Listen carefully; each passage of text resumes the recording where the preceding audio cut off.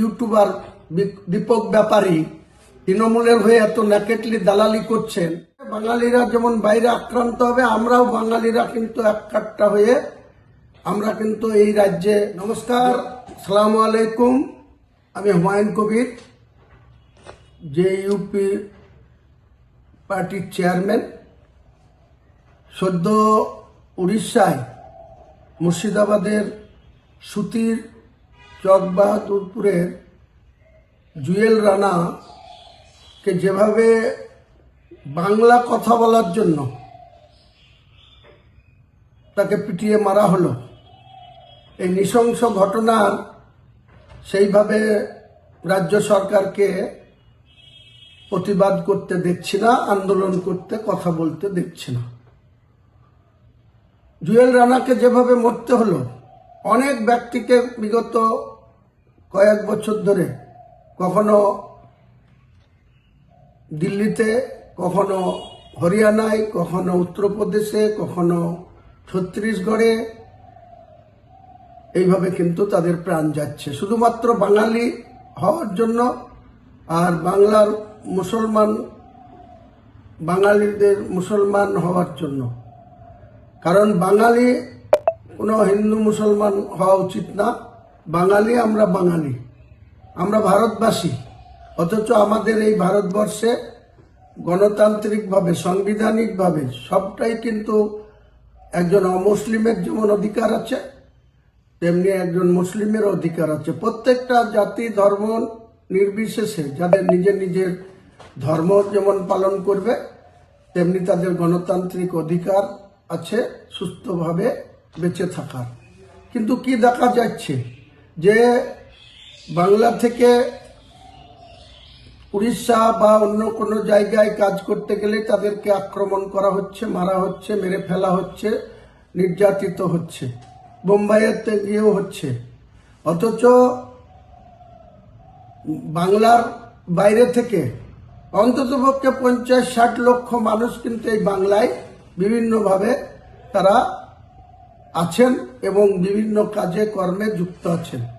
বাঙালিরা তো কোনোদিন তাদেরকে অন্য রাজ্যের লোক হিসাবে, অন্য ভাষাগত মানুষ হিসাবে তাদেরকে আক্রমণ করেছে, এরকম দৃষ্টান্ত কিন্তু নেই। তাই আমি বলবো, বাংলার সরকারকে বলবো, মুখ্যমন্ত্রীকে বলবো, আপনি মুসলমানদের মসিহা সাজেন, আপনি এইসব নাটক বন্ধ করেন। আর আপনি যে পরিযায়ী শ্রমিকদের জন্য আপনার রাজ্যসভার সাংসদ সামিরুলকে দায়িত্ব দিয়েছেন, তাকে বলুন বাংলার মুসলমানদের, বাংলার পরিযায়ী শ্রমিকদের আরো সুরক্ষিত কিভাবে থাকে, আরো সুস্থভাবে কিভাবে জীবনযাপন করতে পারে, সেটা কিন্তু আপনাকে দেখতে হবে দায়িত্ব নিয়ে, যতক্ষণ দায়িত্বে আছেন।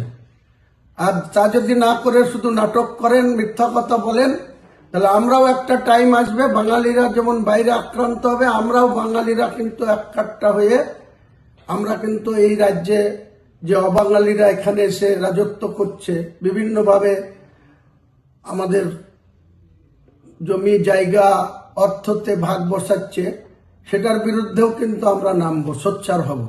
কারণ বাঙালিরা, পশ্চিমবাংলার মানুষ হিসেবে যদি উড়িষ্যায় গিয়ে খুন হতে হয়, যদি মুম্বাইয়ে গিয়ে খুন হতে হয়, যদি উত্তরপ্রদেশে খুন হতে হয়, তাহলে সেই সব রাজ্যের মানুষ এখানে এসে কেন সবকিছু ব্যবসা বাণিজ্য এবং সবকিছু করে সুস্থভাবে চলবে?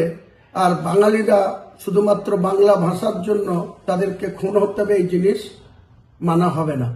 তাই যখন গদি মিডিয়া বা বিশেষ করে ইউটিউবার দীপক ব্যাপারী তৃণমূলের হয়ে এত ন্যাকেটলি দালালি করছেন, যখন বাংলাদেশের কোনো